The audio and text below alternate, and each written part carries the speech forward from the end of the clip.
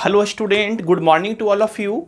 Student, आज के इस लेक्चर में हम कुछ बेसिक फैक्ट का स्टडी करने वाले हैं जो कि पोटेंशियल के रिगार्ड्स में था। ठीक है, मैंने कल स्टडी कर लिया था कि किसी भी पॉइंट पर, इसके प्रीवियस लेक्चर में हमने स्टडी कर चुका था किसी भी पॉइंट पे, किसी भी पॉइंट चार्ज पे इलेक्ट्रिक पोटेंशियल का वैल्यू क्या होता है, किसी भी बिंदु पर विद्युत विभव का मान क्या होता है। और मैंने कल स्टडी किया था स्टूडेंट, कल का रिसेंट क्लास में हमने स्टडी किया था किसी भी रिंग के कारण उसके एक्सिस पॉइंट पे, उसके एक्सिस लाइन के पॉइंट पे इलेक्ट्रिक पोटेंशियल का वैल्यू क्या होता है। What is the value of electric potential at the axial line at any point on the ring, मतलब रिंग पर क्या होता है। ये चीज को हमने स्टडी अच्छे से कर लिया था। तो सबसे पहले हम कल के लेक्चर को थोड़ा सा बेसिकली रूप में समझना चाहते हैं। तो देखिए इस तरीके से है, किसी वृत्ताकार रिंग के एक्सियल लाइन पर विद्युत विभव का जो मान होता है।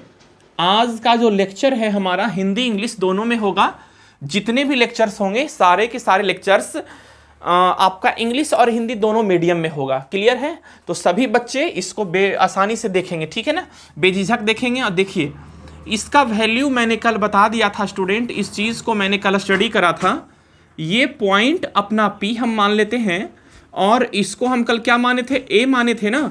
और ये जो वृत्ताकार छल्ला जो है, जो सर्कुलर रिंग जो यहाँ पे है ना, इसके ऊपर में पॉजिटिव चार्ज डिस्ट्रीब्यूटेड है, plus Q positive charge distributed है। यहाँ से यहाँ तक के डिस्टेंस को, यदि इस डिस्टेंस को हम R माने तो ये डिस्टेंस हमारा क्या हो जाएगा, इसको आप A मान लीजिए। Then the value of AP will be root over A square plus R square. That means the value of potential at this point P will be equal to KQ upon under root A square plus R square. Students, we have been already studied. इस चीज को हम already पढ़ चुके हैं। But in this section we studied the next term. हम इस section में नेक्स्ट टर्म को स्टडी करेंगे। वो मेरा टॉपिक ऐसा है, देखेंगे ध्यान से। ये चीज हम कल पढ़ चुके थे सर, ठीक है। किसी भी स्टूडेंट को कहीं से भी कोई प्रॉब्लम है, समझ में नहीं आ रहा है, और किसी भी कॉन्सेप्ट में किसी भी प्रकार का यदि कोई प्रॉब्लम है तो वो शर्माएंगे नहीं, हेजिटेशन नहीं होना चाहिए मन में, ब्रेन में। आसानी से कमेंट बॉक्स में जाके अपना रिप्लाई करेंगे और हमसे पूछेंगे and I will try to help your problem and solve your problem. Okay, देखते हैं ध्यान से। यहाँ पे अपना जो चैप्टर है ना, ये है कुछ। चलिए कुछ स्पेशल पॉइंट्स को हम फिर से डील करते हैं। स्पेशल पॉइंट्स को थोड़ा हम डील कर लेते हैं, ठीक है। स्पेशल पॉइंट है मेरा, विशेष बिंदु है मेरा ये। आइए देखते हैं स्टूडेंट यहां पे मुद्दा मेरा क्या है। स्पेशल पॉइंट के केस में हम यहां पे ये स्टडी करते हैं, या स्पेशल केस आप इसे कह सकते हैं। स्टूडेंट आपको मैंने बताया था स्टूडेंट, ये आपका यदि सर्कुलर रिंग है, ठीक है, यदि ये सर्कुलर रिंग है और इस रिंग की जो रेडियस है, त्रिज्या है, वो A है, और ये पॉइंट हमारा यहाँ पे P है। क्या है स्टूडेंट? पॉइंट मेरा P है। तो इस पॉइंट P पे इलेक्ट्रिक पोटेंशियल का वैल्यू क्या होगा। ये पूरा पॉजिटिवली चार्ज्ड आपका रिंग है, रिंग के चारों तरफ पॉजिटिव चार्ज है। अब आप बताएंगे कि इस रिंग के कारण इस पॉइंट P पे इलेक्ट्रिक पोटेंशियल का वैल्यू क्या हो गया था। V is equal to KQ upon under root R square plus A square हुआ था। इसका वैल्यू क्या हो जाएगा student? A square plus R square. Sorry, इस चीज को मैं लिखना भूल गया, ये अपना R है, ठीक है। देखिए ना, ये यहाँ पे राइट एंगल बन रहा है ना 90 डिग्री का। तो पाइथागोरस का थ्योरम आपको लगाना है और आपको यहाँ पे क्या करना है, R स्क्वायर, ये आपका हाइपोटेनस हो गया, ये अपना बेस हो गया, ये एंगल थीटा हो गया, ये अपना बेस हो गया, ये अपना परपेंडिकुलर हो गया और ये अपना हाइपोटेनस हो गया। तो इस चीज को आप इस तरीके से लिख सकते हैं। बट आप समझ लीजिए, यदि हम इस चीज को इस तरीके से समझने का प्रयास करें स्टूडेंट, इस चीज को हम यहां पे समझ लिए हैं, बट क्या होगा, व्हाट विल बी हैपन, क्या होगा जब r का वैल्यू 0 हो, but if r is equal to 0, यदि r का वैल्यू 0 होता था तो हमारा पोटेंशियल मैक्सिमम होता था। ठीक है, that means the potential will maximum, the potential will maximum. इस केस में स्टूडेंट हमारा पोटेंशियल मैक्सिमम हुआ करता था, और जब पोटेंशियल इसका मैक्सिमम होता है तो आपको समझना होगा r का वैल्यू 0 कर दो, तो कहने का मतलब r is equal to 0, then the potential will maximum at the centre, centre भी लिख लीजिए, at the centre of the ring, मतलब कि रिंग के सेंटर पर अपना जो पोटेंशियल होगा ना वो बिल्कुल 0 होता है।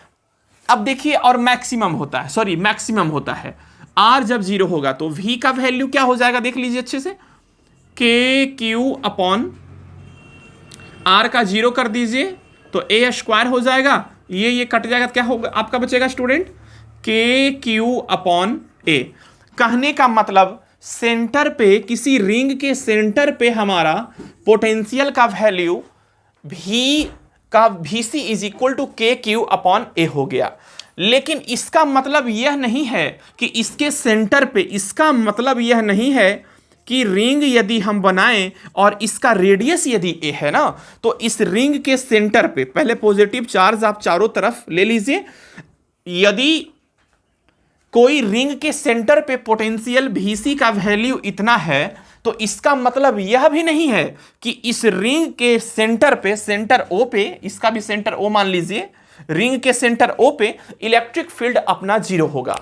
कहिए कैसे, देखिए ध्यान से स्टूडेंट, सॉरी 0 ही होगा, मतलब कहने का मतलब ये बात है, यदि किसी भी सर्कुलर रिंग के सेंटर पे आपका पोटेंशियल का value Vc is equal to K Q upon A है, विच इज मैक्सिमम पोटेंशियल, ये अपना पोटेंशियल क्या है स्टूडेंट, बिल्कुल मैक्सिमम है।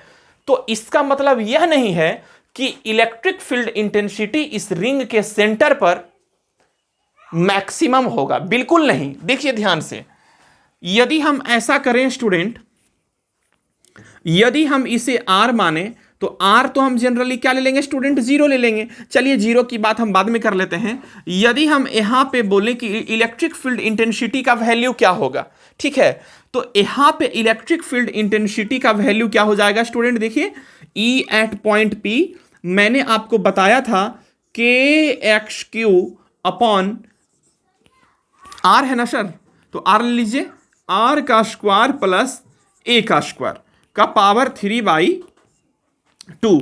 इलेक्ट्रिक फील्ड इंटेंसिटी का unit Newton per unit coulomb होता है।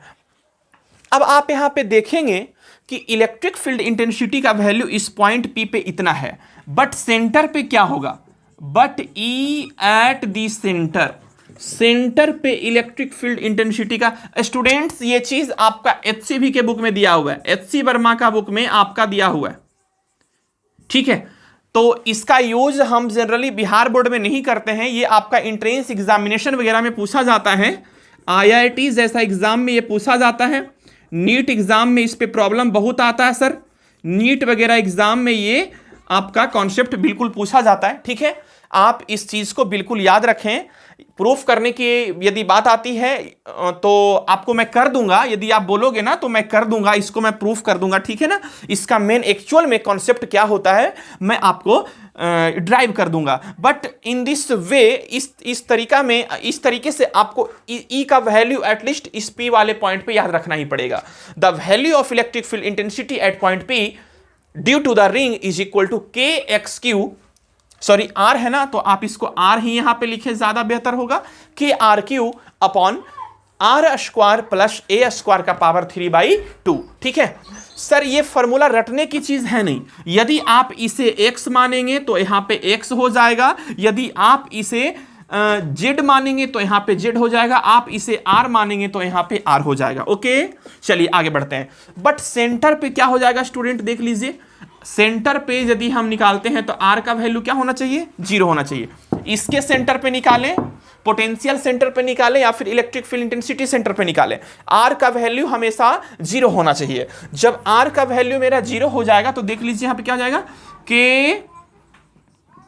के आर क्यू, आर का वैल्यू 0 कर दीजिए तो ऐसे ही पूरा वैल्यू हमारा क्या हो गया, 0 हो गया। तो कहने का मतलब electric field intensity at the centre of the ring is always equal to 0। इसको हिंदी में हम बोलते हैं किसी भी वृत्ताकार रिंग के सेंटर पे, है ना, किसी भी वृत्ताकार रिंग के सेंटर पे उसका जो इलेक्ट्रिक फील्ड इंटेंसिटी का जो वैल्यू होता है वो बिल्कुल 0 होता है। ठीक है, कहने का मतलब पोटेंशियल किसी रिंग के सेंटर पे मैक्सिमम हुआ, लेकिन इलेक्ट्रिक फील्ड इंटेंसिटी किसी भी रिंग के सेंटर पे आपका बिल्कुल 0 हुआ। स्टूडेंट, ये केस को आपको याद रखना है। चलिए और हम कुछ केस को यहां पे स्टडी कर लेते हैं। ठीक है, स्क्रीन को पॉज करके आपको लिखना है। चलिए,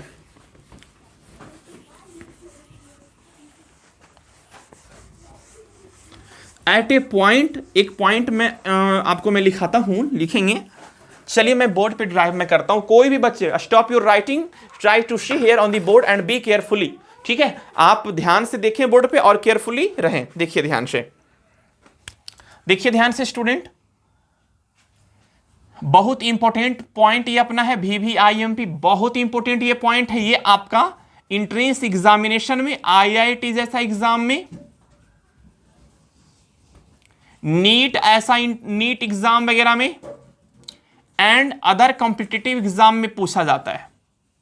ठीक है सर, बिल्कुल बोर्ड मॉडल आपको नहीं पढ़ाई करना है, बोर्ड मॉडल पढ़ने से कुछ होना नहीं है।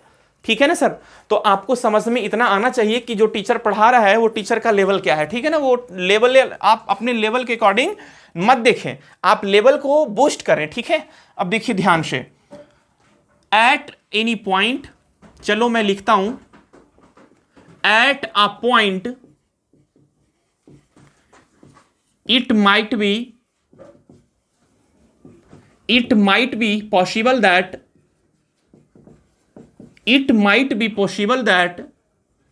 किसी भी पॉइंट पे यह संभव है कि might be possible that, देखिए स्टूडेंट, फर्स्ट वाला पॉइंट मैंने आपको बताया है, यदि E का मान 0 है, किसी भी बिंदु पर यदि E का मान 0 है, बारीकी से आप समझेंगे, किसी भी पॉइंट पर यदि E का मान 0 है तो यह जरूरी नहीं है कि उस बिंदु पर V का मान 0 होगा, V का मान 0 नहीं भी होगा, ऐसा भी स्थिति आता है। इन चारों केसेस को हम बारीकी से स्टडी भी कर लेंगे। ऐसा भी संभव है, यदि किसी पॉइंट पर E का मान 0 नहीं है तो यह जरूरी नहीं है कि V का मान भी 0 नहीं होगा, V का मान 0 होगा, ऐसा भी संभव है, ऐसा भी संभव है। देखिए ध्यान से, ऐसा भी संभव है, किसी भी बिंदु पर E का मान 0 नहीं भी हो सकता है और V भी 0 नहीं हो सकता है, ऐसा भी संभव है। समझ आ रहा है ना आपको सारा बात। एंड केस नंबर 4 या पॉइंट नंबर 4, ऐसा भी संभव है स्टूडेंट, किसी भी पॉइंट पे E का मान 0 होगा तो आपका V का भी मान 0 होगा स्टूडेंट। ये सब सारा केस है अपना। ठीक है, इन सारे केस को बारीकी से हम डिस्क्रिप्टिव रूप में स्टडी कर लेते हैं। स्टूडेंट, अपने लेवल के अकॉर्डिंग आप मत देखो कि आपके अंदर क्या है, आप कुछ सीखोगे तभी तो आपका लेवल बूस्ट होगा ना, तभी तो आपका लेवल एक्सटेंड होगा ना। तो आप यदि अपना परफॉर्मेंस फिजिक्स में दी बेस्ट करना चाहते हैं तो आप हमसे अवश्य जुड़ें और हमारे पूरे लेक्चर्स को, हमारे पूरे कॉन्सेप्चुअल लेक्चर को आप शालीनता से देखें, प्रतिबद्धता के साथ देखें और एक कंसंट्रेशन के साथ देखें। और हम कोशिश करते हैं कि आप कन्वर्जेंट होइएगा, ठीक है, और आप बहुत बढ़िया बनेंगे। ठीक है, आप देखिए ध्यान से, इन चारों, इस वाले केस को तो मैंने स्टडी कर लिया सर। चलिए केस फर्स्ट को मैं स्टडी कर रहा हूं, केस फर्स्ट को मैं स्टडी कर रहा हूं। E का मान 0 है तो V का मान कैसे 0 नहीं होगा। देखिए, यदि इलेक्ट्रिक फील्ड इंटेंसिटी 0 है तो पोटेंशियल का वैल्यू जीरो कैसे नहीं होता है? देखिए अभी मैं रिंग की मैं बात किया था, देखिए ध्यान से, यदि ये पॉइंट हमारा P है, ठीक है, मान लिए ये पॉइंट हमारा P है, ये डिस्टेंस हमारा स्टूडेंट R है, क्या स्टूडेंट? R है। तो इस वाले पॉइंट से यहां तक का डिस्टेंस क्या हो जाएगा student? a square plus r square, ठीक है। पॉजिटिव चार्ज डिस्ट्रीब्यूटेड है, प्लस चार्ज डिस्ट्रीब्यूटेड है स्टूडेंट। अब देखिए यहां पे हम स्टडी करने वाले हैं, यदि इस चीज को हम इस तरीके से देखें, है ना, देखिएगा पोटेंशियल का वैल्यू इसके सेंटर पे क्या होता था स्टूडेंट? मैंने अभी जस्ट आपको बताया है के Q upon A, and this is a maximum potential, ये अपना मैक्सिमम पोटेंशियल है, ठीक है। यदि हम इलेक्ट्रिक फील्ड इंटेंसिटी का वैल्यू इसके सेंटर पे देखें तो हमारा जीरो हुआ करता था। तो आपने देख लिया ना कि VC अपना मैक्सिमम हुआ तो EC अपना क्या हो गया? जीरो हो गया। तो देखिए VC जीरो के इक्विवेलेंट में है, इसका मतलब क्या हुआ? VC does not equal to zero. Okay student, चलिए केस नंबर सेकेंड में हम आते हैं।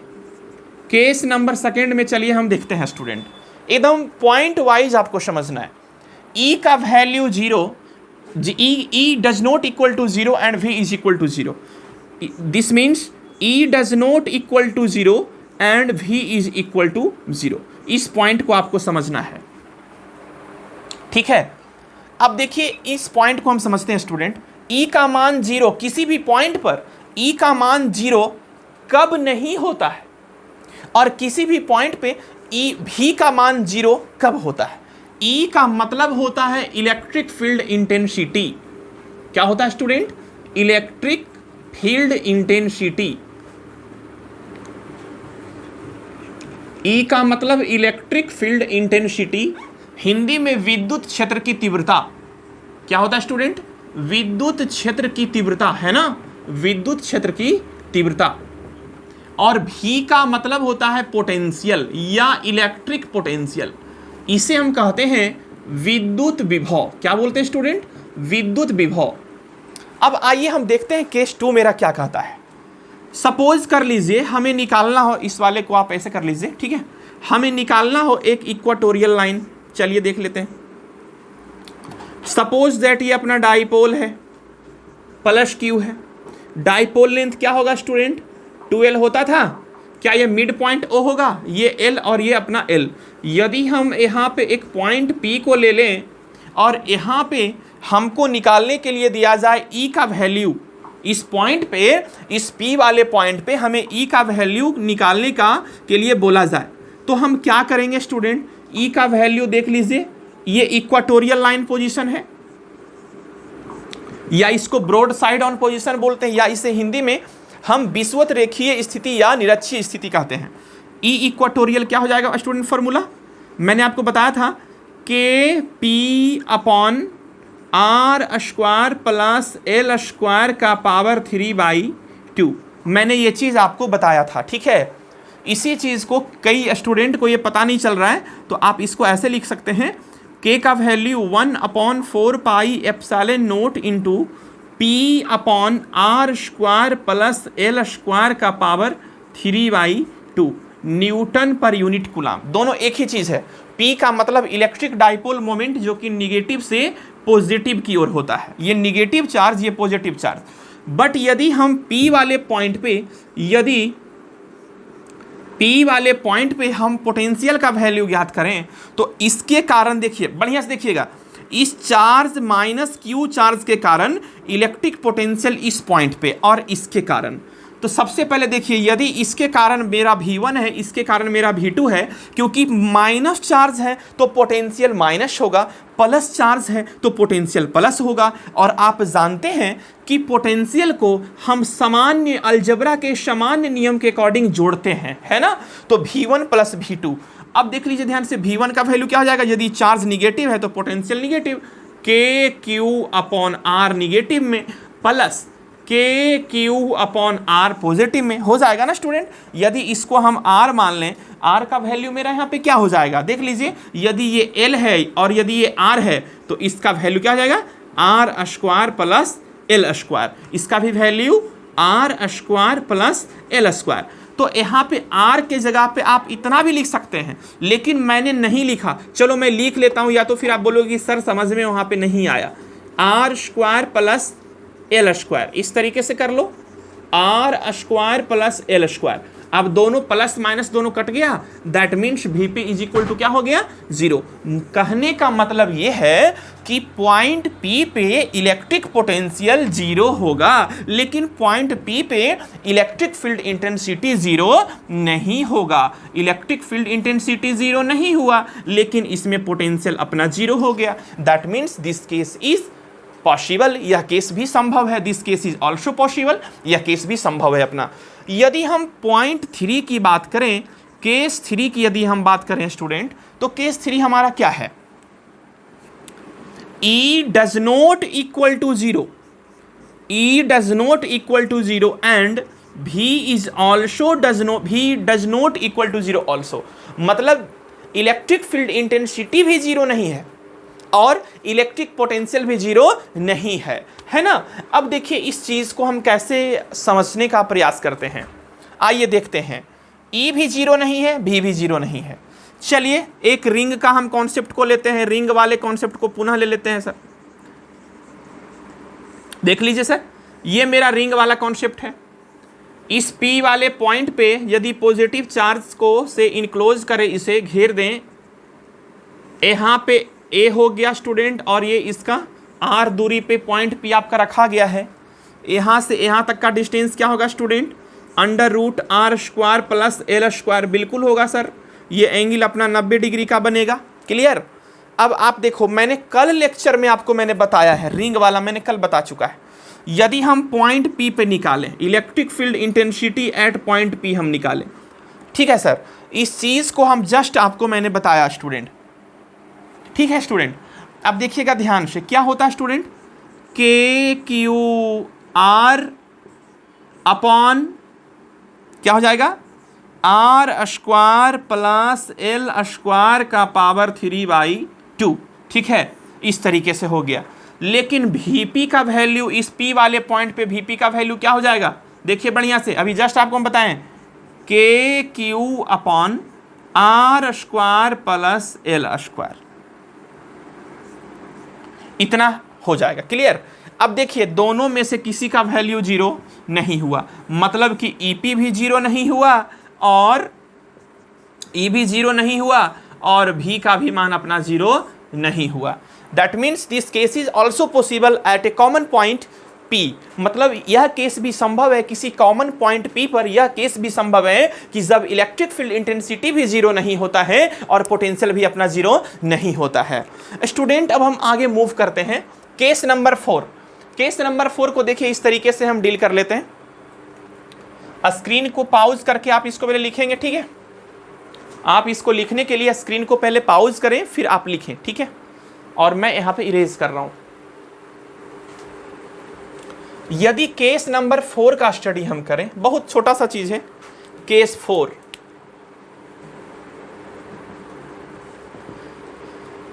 यदि इलेक्ट्रिक फील्ड इंटेंसिटी यदि Q बराबर 0 कर देंगे, there are no any charge, if there are no any charge is present,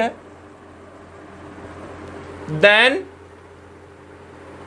E is equal to 0 and V is also equal to 0 at a point। किसी भी पॉइंट पे E का value 0 और V का value 0।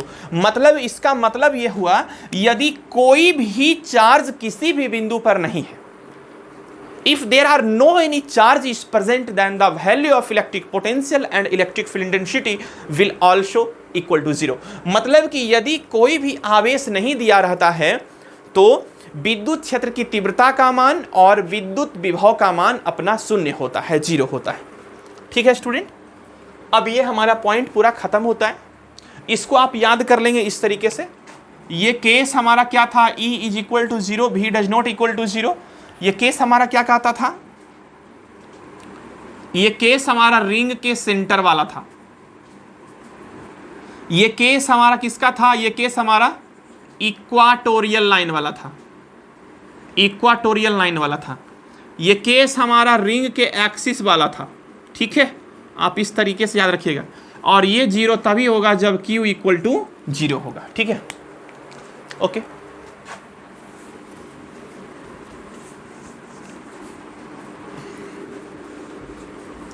अब चलिए आते हैं स्टूडेंट आपका न्यू और वंडरफुल टॉपिक, ठीक है, बहुत इजी एंड इसेंशियल टॉपिक। अपना नेम है टॉपिक का पोटेंशियल डिफरेंस, जिसे हिंदी में हम लोग प्यार से कहते हैं विद्युत विभवांतर, इलेक्ट्रिक पोटेंशियल डिफरेंस, विद्युत विभवांतर। चलिए हम देख लेते हैं विद्युत विभवांतर क्या होता है। हाँ, गर्मी बहुत है भाई। चलिए देखते हैं, टॉपिक का अपना नेम है student electric potential difference.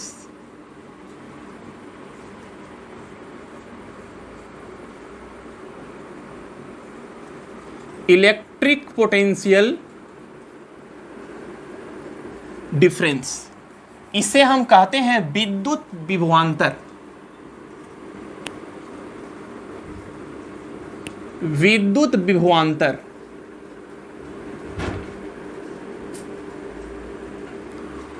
Electric potential difference, इसे हम कहते हैं विद्युत विभवांतर। बहुत ही मोस्ट वीवीआई टॉपिक है अपना for Bihar board, CBSE board and any state board, ठीक है, एंड ऑल्सो फॉर कंपटीशन, ठीक है स्टूडेंट। चलिए देखते हैं इलेक्ट्रिक पोटेंशियल डिफरेंस को थोड़ा डील हम करने जा रहे हैं, यहाँ पे देखेंगे ध्यान से। स्टूडेंट पोटेंशियल हो या पोटेंशियल डिफरेंस हो, इसका यूनिट मतलब होता है मात्रक। पोटेंशियल हो, विद्युत विभव हो या विद्युत विभवांतर हो, मात्रक सेम होता है, अर्थात मात्रक वोल्ट होता है, VOLT वोल्ट, ठीक है। या एक मात्रक मैंने और आपको मैंने बताया है जूल पर यूनिट कुलाम्ब, है ना, इसे कहते हैं जूल पर यूनिट कुलाम्ब, जूल कुलाम्ब इस तरीके से, या जूल कुलाम्ब इनवर्स। यदि हम ऐसा कहें 1 volt is equal to 1 joule coulomb inverse, then there are no any problem, okay, both are same. और आपको मैंने CGS यूनिट भी मैंने आपको बताया था। CGS यूनिट इसका वही होता है जो पोटेंशियल का, अस्टैट वोल्ट, ठीक है स्टूडेंट। और इसको इस तरीके से भी लिख सकते हैं, आर्ग अपॉन अस्टैट कुलाम्ब, ERG आर्ग अस्टैट कुलाम्ब का इनवर्स, ओके स्टूडेंट। इस तरीके से इसको पूरा हम डील करते हैं। यदि हम डायमेंशन की बात करें, विभवांतर का बीमा, विभवांतर का बीमा, तो देखिए फॉर्मूला वही W अपॉन WAB, वर्कडन ये भी है, A से B पॉइंट तक जाने में या B से A पॉइंट तक जाने में। चलिए BA आप लिख लीजिए, और ये टेस्ट चार्ज है, जहाँ पे वर्कडन है वहाँ पे वर्कडन का वर्क का डायमेंशन ML स्क्वायर T⁻⁻², जहाँ पे Q वहाँ पे Q का डायमेंशन 80। और इसे हम क्या लिख सकते हैं student, V is equal to, देख लीजिए ध्यान से, ML स्क्वायर T⁻, ऊपर में -2 नीचे में 1, ऊपर जाएगा -1 -3 और A का power -1, and this is the dimensional formula of potential difference. ये पोटेंशियल डिफरेंस का डायमेंशनल फार्मूला है। There are no any difference between the potential and potential difference. Units में कोई अंतर नहीं होगा, CGS में कोई यूनिट अंतर नहीं होगा, डायमेंशन में कोई डिफरेंस नहीं होना है, ठीक है। टिक टिक डाब डाब, थकना नहीं है, रुकना नहीं है, चलते रहना है, और जब तक चलना है जब तक कि आपको आपकी मंजिल ना मिल जाए। चलिए देखते हैं, इसको इरेज कर रहे हैं सर।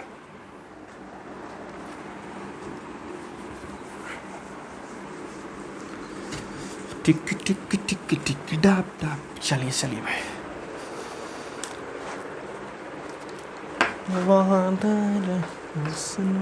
चलिए देखिए, अब इलेक्ट्रिक पोटेंशियल डिफरेंस के कॉन्सेप्ट को हम समझते हैं। एक्चुअल में कॉन्सेप्ट क्या है स्टूडेंट, मान लीजिए ये हमारा, देखिएगा ये हमारा इलेक्ट्रिक फील्ड है। डायग्राम आप बढ़िया से बनाएंगे, ठीक है। ये हमारा स्टूडेंट क्या है, इलेक्ट्रिक फील्ड है। और इलेक्ट्रिक फील्ड में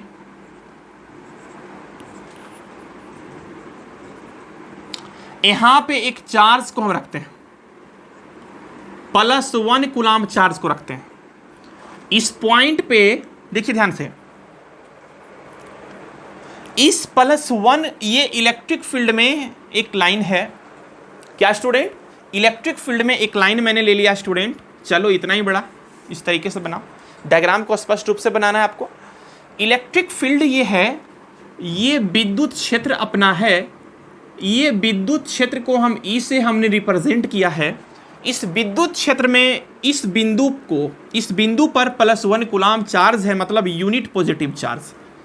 +1 कूलाम को कहते हैं unit positive charge, unit positive charge कहते हैं। इस पे फोर्स क्या लगेगा सर, F लगेगा। फोर्स किसके द्वारा लगेगा सर, फील्ड के कारण लगेगा। इसका नाम क्या होगा, Q0E होगा। ठीक है सर, बिल्कुल Q0E होगा। वेक्टर को हम इस तरीके से भी इसको लिख सकते हैं या इस तरीके से भी लिख सकते हैं, दोनों लिखने की पद्धति है। ठीक है, मैंने ऐसे लिखा, लेकिन इसके अपोजिट में क्या लगेगा, एजेंट के द्वारा फोर्स लगेगा, या इसे बोलेंगे फोर्स, एक्सटर्नल फोर्स। ठीक है, ये दोनों का मैग्नीट्यूड एक दूसरे के इक्वल एंड डायरेक्शन दोनों को एक दूसरे का अपोजिट होगा। दोनों का एक दूसरे के अपोजिट डायरेक्शन इन दोनों का होगा। ठीक है, सपोज कीजिए सर, ये पॉइंट हमारा VB है। ये क्या स्टूडेंट, B पॉइंट है, सॉरी, और ये पॉइंट हमारा A है। यहां पे पोटेंशियल क्या होगा स्टूडेंट, VB होगा, और यहां पे पोटेंशियल क्या होगा स्टूडेंट, VA होगा। ऑब्वियस सी बात है, इस पॉइंट को हम फाइनल पॉइंट कहेंगे। क्या बोलेंगे स्टूडेंट, फाइनल पॉइंट। और इस पॉइंट को हम कहेंगे student initial point.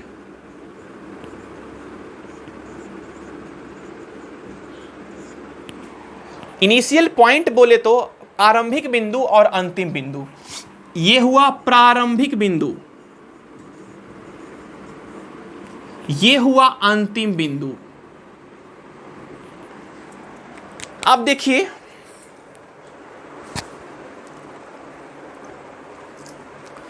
Electric potential difference का डिफिनीशन क्या कहता है student, definition of PD potential difference, it is total work done, it is total work done to bringing unit positive charge, slowly लिख दीजिए, without acceleration, slowly without acceleration from one point to the other point, to the other point in electric field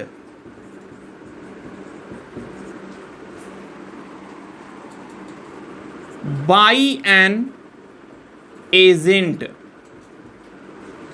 is called electric potential difference, is called electric potential difference. It is total work done to bringing +1 coulomb charge slowly without acceleration. Slowly का मतलब होता है student without acceleration, मतलब हम बहुत slow चल रहे हैं। तो ऐसा सपोज करना है कि हमारे में एक्सेलरेशन है ही नहीं, मतलब एक्सेलरेशन वहां पे बिल्कुल जीरो है। समझ आ रहा है? फ्रॉम मतलब एक्सेलरेशन जीरो का मतलब क्या हुआ? There are no any change in velocity, मतलब वेलोसिटी कहने का मतलब कभी भी चेंज नहीं हुआ। जब वेलोसिटी चेंज नहीं होगा तो एक्सेलरेशन वहां पे नहीं होगा, बिकॉज आप जानते हैं वेग में परिवर्तन की जो दर होती है उसे एक्सेलरेशन कहते हैं। लेकिन वेग में परिवर्तन कुछ नहीं हुआ, there are no any changing in the velocity, that means the acceleration will be equal to zero. यदि कोई वेलोसिटी में चेंजिंग नहीं होता है तो उसका एक्सेलरेशन हम जीरो मानते हैं। अब देखिए ध्यान से, it is total work done to bringing +1 coulomb charge slowly from one point to the other point, one point to the other point, मतलब कि A वाले पॉइंट से B वाले पॉइंट तक, मतलब सॉरी अब इसको मत समझिएगा कि ये सर आप A से B बोले लेकिन लिखे B से A, नहीं, मतलब मैंने बोला B वाले पॉइंट से A वाले पॉइंट तक, मतलब एक बिंदु से दूसरे बिंदु तक slowly from point one point two another point in electric field. ये जरूरी है, इलेक्ट्रिक फील्ड में होना जरूरी है, क्योंकि देखिए इलेक्ट्रिक फील्ड ये है ना, electric field by an external agent, by an agent या external agent is called electric potential difference. इसको हम हिंदी में देखिए लिखते हैं स्टूडेंट, देखिए किसी विद्युत क्षेत्र में +1 कूलम्ब आवेश को एक बिंदु से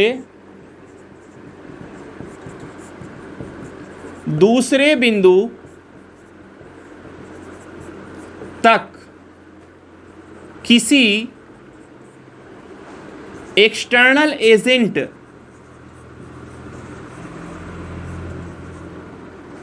के द्वारा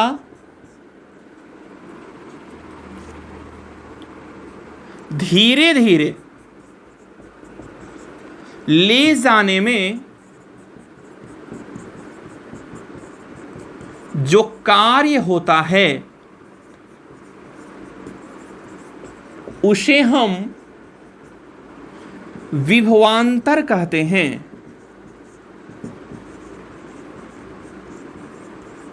उसे हम विभवांतर कहते हैं। किसी विद्युत क्षेत्र में +1 कूलम्ब आवेश को, देखिए ध्यान से देखिएगा हिंदी मीडियम वाले स्टूडेंट, किसी विद्युत क्षेत्र में, तो ये विद्युत क्षेत्र है, विद्युत क्षेत्र है सारा, 1 कूलम्ब आवेश को किसी एक बिंदु से दूसरे बिंदु तक, यहां से इसको यहां तक लेके जाना है, तो जो टोटल वर्क डन होगा धीरे धीरे लेके जाना है, स्लोली स्लोली लेके जाना है, याद रखना है एकदम स्लोली, एकदम धीरे धीरे आपको लेके जाना है। अब कौन लेके जाएगा? कोई एक्सटर्नल एजेंट लेके जाएगा, बाहरी कर्ता एक्सटर्नल एजेंट लेके जाएगा। और मैंने बताया था कभी भी जिस रास्ते से ये जाएगा उस रास्ते पर कभी पोटेंशियल डिफरेंस का मान कभी डिपेंड नहीं करता है। इस तरीके से भी जा सकता है, इस डायरेक्शन से भी जा सकता है, ऐसे भी जा सकता है, ऐसे भी जा सकता है सर, किसी भी तरीके से, केवल यहां पे इसको पहुंचना है। इलेक्ट्रिक फील्ड में ही से ही जा करके यहां तक किसी पॉइंट ए तक आपको पहुंचना है। तो मतलब not depend on the path as which they are bringing, at which they are bringing, मतलब कि potential difference does not depend on the path by which they are bringing, मतलब जिसके द्वारा उस बिंदु आवेश को ले जाया जाता है उसके पाथ पर कभी पोटेंशियल डिफरेंस कभी डिपेंड नहीं करता है। अब आपको मूल रूप से यही चीज है, +1 कूलम्ब चार्ज को, इलेक्ट्रिक फील्ड ये है, +1 कूलम्ब चार्ज को एक बिंदु से बी वाले पॉइंट से ए वाले पॉइंट तक जाने में जो टोटल वर्कडन लगा है वही वर्कडन हमारा क्या हो गया? वही वर्कडन हमारा पोटेंशियल डिफरेंस हो गया। आप इस पूरे चीज को स्क्रीन को पॉज करके लिखेंगे स्टूडेंट, और इसको मैं मिटा रहा हूं, ठीक है? बस देख लीजिए स्टूडेंट, 2 मिनट का और मेरा लेक्चर है, ठीक है? देखिए बहुत आसान सा चीज है। तो बाई डायग्राम हम यहां पे ऐसे लिख सकते हैं, अकॉर्डिंग टू डिफिनीशन क्या लिख सकते हैं, देख लीजिएगा ध्यान से। PD बराबर क्या हो गया, या इसे लोग डेल्टा V से भी रिप्रेजेंट करते हैं। देख लीजिए, इसका potential final point minus initial point, मतलब कि प्रारंभिक अंतिम बिंदु माइनस प्रारंभिक बिंदु। तो डेल्टा V बराबर क्या हो जाएगा स्टूडेंट, फाइनल पॉइंट क्या है, देख लीजिए VA है माइनस VB है, अंतिम बिंदु प्रारंभिक बिंदु है ना। आप ऐसे नहीं लिखेंगे, आप ऐसे लिखेंगे, आप ऐसे लिखेंगे, क्लियर। इस तरीके से नहीं कोई लिखेगा, जैसे मैं लिख रहा हूं उस तरीके से लिखेंगे। और इसे हम कह सकते हैं स्टूडेंट विभवांतर या पोटेंशियल डिफरेंस बराबर VAB बराबर VA माइनस VB। ये हमारा पोटेंशियल डिफरेंस का फॉर्मूला है, ये हमारा स्टूडेंट फॉर्मूला है। लेकिन यदि हम यहां पे समझना चाहें, आप इसको स्क्रीन को पॉज करके लिख लेंगे स्टूडेंट, ठीक है, स्क्रीन को पॉज करिए, इतना आप लिख लीजिए। लेकिन यदि हम आगे बढ़ना चाहें तो इस तरीके से बढ़ सकते हैं। देखिए, now we use only red pen, और आपको पूर्णतः विजुअलाइज होगा। I will try, okay students, here on the board and listen carefully of my statement. देखिए ध्यान से, यदि हम यहां पे लिखना चाहें बाय डायग्राम, ठीक है, नेक्स्ट बार में आप लिखेंगे यहां पे by diagram, according to definition अब आपको लिखना नहीं है, ठीक है। देखिए ध्यान से, आप जानते हैं बाई कॉन्सेप्ट, यहां पे हम कॉन्सेप्ट के अकॉर्डिंग मैंने हम क्या लिख सकते हैं स्टूडेंट, क्या जो हमारा यहाँ पे F फोर्स एक्सटर्नल फोर्स है या एजेंट वाला फोर्स है, ये इक्वल एंड अपोजिट होगा फील्ड वाला फोर्स के, बिल्कुल होगा सर। क्या मैं इसको ऐसे बोल सकता हूं, देखो ध्यान से student, F external is equal to minus Q नोट E, बिल्कुल मैं लिख सकता हूं सर, कोई डाउट यहां पे नहीं है। ये हमारा फोर्स का वैल्यू हो गया, this is a value of force. But what is the small amount of external work done to bringing +1 coulomb charge, positive charge from point B to point A, मतलब कि पॉइंट B से point A तक जाने में कुल small work done, कुल छोटा किया गया कार्य इस चार्ज के द्वारा क्या होगा। सपोज कीजिएगा कि यह चार्ज इस डायरेक्शन में एक छोटा दूरी dx को कवर करता है। अब आप देख लेंगे यहाँ पे स्टूडेंट, अब यहाँ पे हम लिखते हैं now the small work done to bringing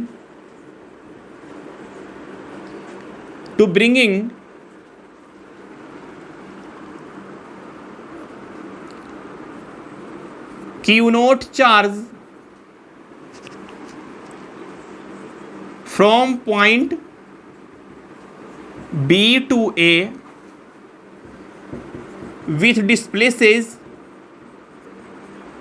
dx, क्या हो जाएगा देख लीजिएगा स्टूडेंट, यहां पे मेरा क्या हो जाएगा, now we use black marker, okay student. देखिए ध्यान से, dw एक्सटर्नल, आप यहां पे लिख लीजिएगा small external work done, EXTERNL, small external work done क्या हो जाएगा स्टूडेंट, देख लीजिएगा, W बराबर FS cos थीटा होता है, तो F के जगह पे F एक्सटर्नल हो जाएगा, ठीक है ना, S हो जाएगा, तो S के जगह पे क्या हमने लिया, dx को लिया है, ठीक है। अब आप देखिए यहाँ पे, अब टोटल वर्क डन, अच्छा इसी का वैल्यू क्या हम ऐसे लिख सकते हैं स्टूडेंट, देखिए ध्यान से, क्या हो जाएगा, माइनस देख लीजिए यहाँ पे Q नोट E इंटू dx। क्या इसमें कोई डाउट है स्टूडेंट?